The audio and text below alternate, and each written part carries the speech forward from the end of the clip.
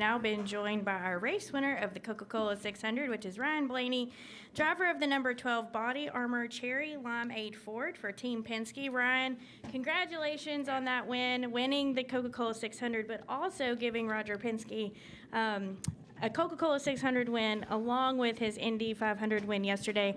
Tell us a little bit about today. We had to wait a little bit to actually get this race going, but tell us a little bit about today and just really what it means to bring home that Coca-Cola 600 victory for your team. Yeah, obviously a big weekend, for Team Penske, and watching the Indy 500 yesterday, how that played out, and watching Josef win his first one, and watching Mr. Penske win number 19, that's, really cool to see. And, especially when that stuff happens, you're like, well, all right, the pressure's on for us to try to sweep, the weekend, especially in two really big races. So that was the goal. And fortunately, we executed well enough to get it done. And I'm really looking forward to talking to Roger here after I get done back to the bus, because, I haven't congratulated him enough, and I'm looking forward to hearing his voice. So big weekend, and obviously winning the 600 is massive. I grew up coming here watching my dad race for a long time as a kid, and it was just what we did, every summer, and really cool. And it was cool for my parents to be here as well. So that was a special moment and fun night, that's for sure. It's Monday races seem to go really well for me. I don't know what it is, but definitely a fun night. All right, we're now going to continue for questions. If you have a question, there are several. We will work to get a microphone to you. We'll start with Jordan. We'll go to Lee.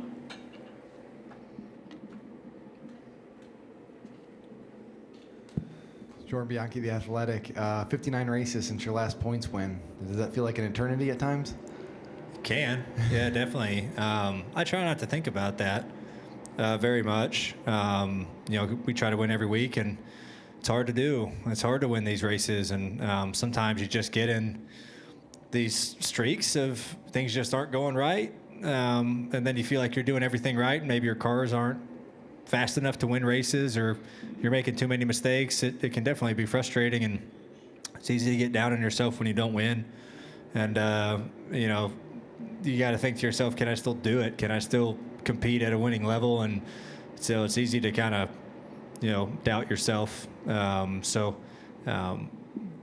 at the end of the day, we all pulled together, and everyone in the 12 group did a good job of working on things, that we could get better. And but yeah, it does feel like an eternity. But I told Jonathan and all those guys, I said, what a cool first one to get together. I mean, winning the 600, that is a super cool one to win, and looking forward to seeing those guys later on.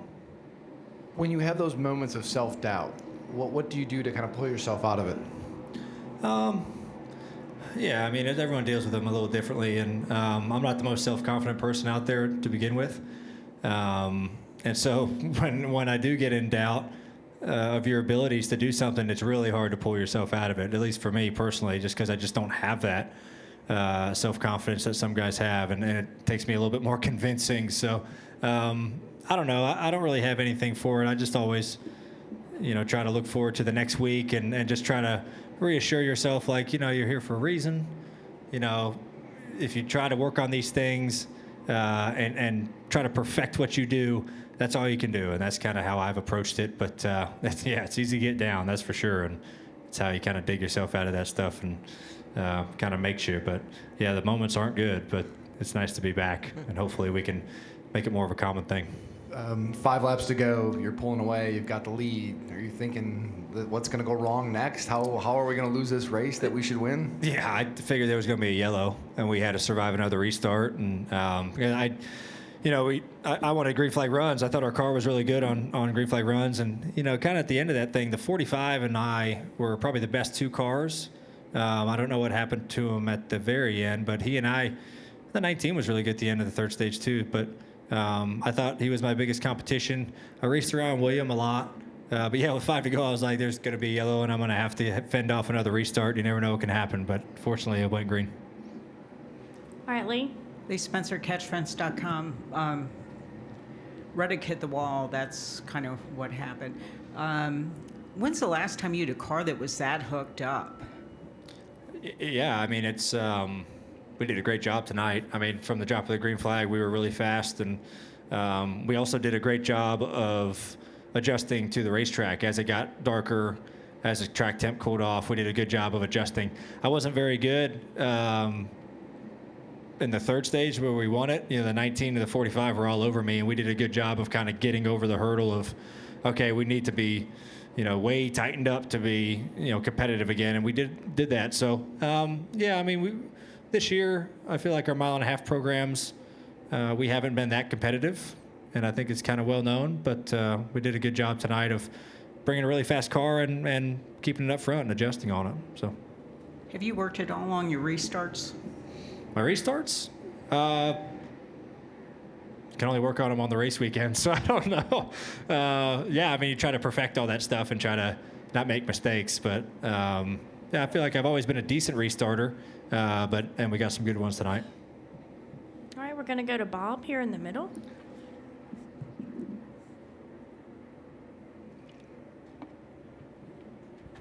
Bob Parker's Fox Sports. I'm curious, did you talk to Josef Newgarden at all in the last day?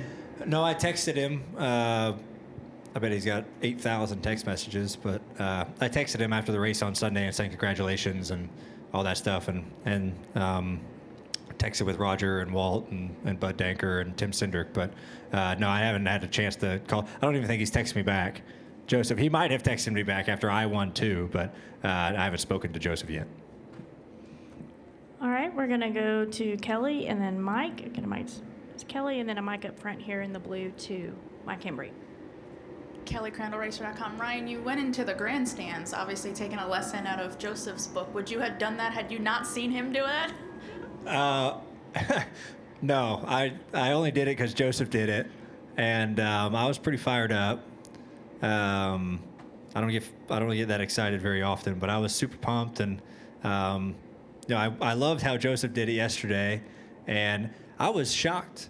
I wasn't shocked, but really pleased when I turned around and did the little victory lap thing of how many people were still in the stands. It was packed, and I couldn't believe it. And appreciate everyone sticking around, but I saw how excited they were, and you know what?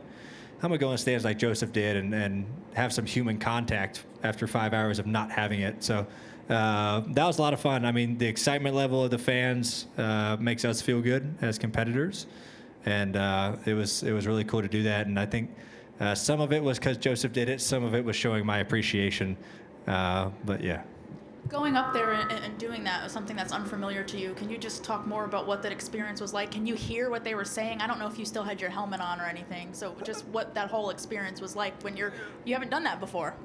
No, I haven't. No, I have my helmet off. I can only describe it as I have some experience in it. Actually, I go to metal shows every now and then, and that's like a mosh pit at a metal show. It's very similar to that. There was no one swinging haymakers, but it was very similar to that. That's probably the only thing I can compare it to was a metal show mosh pit up there with people cheering for you. So it was even better. So it was good. Oh, it was very good things. Yeah. All right, Mike. No matter how good your pit stops were, Byron had that first slot, and he kept squirting out in front. You had the best car, but you had to come back from fourth. You had numerous restarts. Was the car much better at the end of the race and earlier, or how did all that work? I don't know if it was much better at the end of the race than what I was like at the midway break. Our short runs were really strong. And even 30 laps into the round, I'd kind of start getting free, and I'd have to kind of really manage my stuff. And, just got a couple good restarts and was able to get to the front row. That was the biggest thing, is getting to the front row. Because I raced William multiple times where, he was running fourth or fifth and got the lead on the pit stall, and I was, inside row and was able to clear him into three.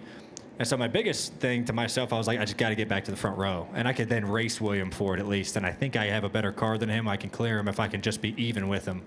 And then once we got the lead with that quick caution, I felt even better about it. Then I can control the restart, and I can pick the top lane and really, have him at a deficit. So I wouldn't say our car got a lot better, just, made good ground on some restarts. All right, we're going to go to Jared here in the middle. Jared Haas with frontstretch.com. Arguably your best season is 2021 when you had 3 wins and the best average finish. And with this win, it almost mirrors that 2021 season. How does this season compare to the 2021 season that you had? Yeah, I don't know. I mean, everyone's different. I remember some of the things about that season. You know, obviously the wins you remember, and then the unfortunate parts you remember. So yeah, I don't know. I mean, I'd say before tonight, maybe I haven't felt as competitive as far as like speed wise. I feel like we've been behind. You know, Hendrick and Gibbs have been really good. I feel like we were a touch off of them up until this point. I thought tonight we did an amazing job of, you know, competing with them and beating them. So yeah, it's hard to compare to 21. I'd like to get a few more wins, and then maybe I can compare it and make it even better. But this is definitely a fun one. All right, I believe I had a few additional questions here on the left. Okay, we'll get a microphone here, and then I believe I had one in the back. Okay. Steve Schweitzer with the Lasco Press. The last 2 years, Ryan, you've had to answer a lot of tough questions. What happened this time? How did that one get away? You know, what went wrong out there? And now that you got all that behind you, what question do you want to be asked, or what do you want to say that you haven't been able to up to this point? Hey, I'm just really excited that I'm really proud of the effort of our whole group tonight of doing everything right and not making any mistakes. You know, we didn't make any mistakes on pit road. We didn't make any mistakes, you know, on the racetrack. Just did a really good job and executed really well. So, yeah, I mean, I'm used to disappointment, especially after the last year and a half, and it's nice to, you know, be able to pull one off and have the speed that deserves to win and actually win. You know, a handful of times last year, I thought we had plenty of speed to win, and just something happened. And that definitely gets tiresome. But tonight, I'm really happy it was able to work out. So, Congratulations. Enjoy this one. thank you. Appreciate it. All right, microphone in the back, please.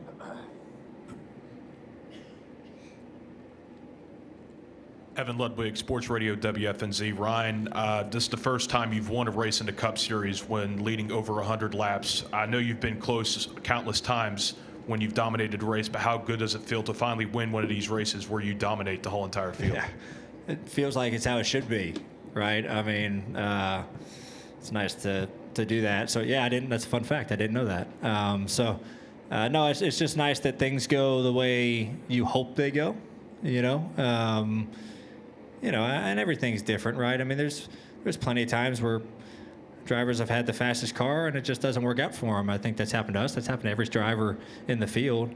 And, you know, sometimes you don't have the fastest car and you win the race, you know, just by circumstances. So that happens to everybody. And but it's nice to, like, run up front all race, lead a bunch of laps, have one of the quickest cars out there, top 2 or 3 cars out there, and then pull it off. Like, that's always super cool. So, yeah, definitely feels good, and mainly proud of the 12 guys for putting together a great piece. It's an honor to get to drive something like that when it's that competitive. All right, we're going to come back over to Jordan for a follow-up. Jordan Bianchi, The Athletic. Veteran drivers, when they win races towards the end of their careers, kind of say, sometimes they celebrate like this might be their last one. And I was wondering if you ever thought about, like, did you celebrate in victory lane for the last time? Did you ever really think that, you know, you weren't going to win a Cup race again? No, I don't think we talked about self-doubt earlier. I don't think it crossed my mind that, like, I don't think you'll ever win again. You know, you just start doubting yourself of, like, am I good enough to compete? Am I good as I was a year ago, right? Like, can I still do this? Am I progressing and getting smarter as a race car driver and still have the same skills I had 2 years ago? No, I don't think I ever thought of, like, I will never win a race again. It's just you kind of, you know, sometimes doubt your abilities when things don't go your way or you make mistakes. You're like, gosh, I'm getting really, you know, kind of messy with the way I'm doing things. So, no, I don't ever think that. I was very excited because I haven't won in a long time. So, and it was a 600. So I was pretty pumped up. That's, there was multiple reasons there, but no, I didn't ever think that we could never win again. So. All right. Any final questions for Ryan? Okay, we'll take one final question in the back.